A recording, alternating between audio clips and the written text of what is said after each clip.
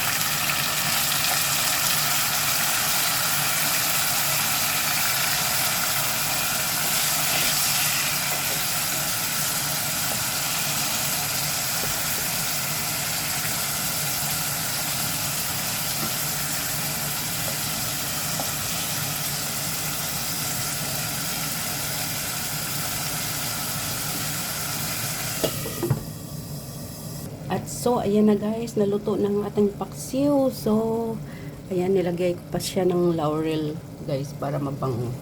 Kumplito na yan. Nagisa ko na yung bawang sibuyas at saka luya bago ko nilagay yung isda.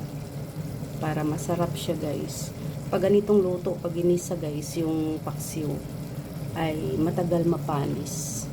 Kahit hindi mo ilagay sa ref, kinabukasan makain mo, pwede pa. Ayan guys, thank you so much for watching at luto ng ating ulam for today. Paksiw na isda.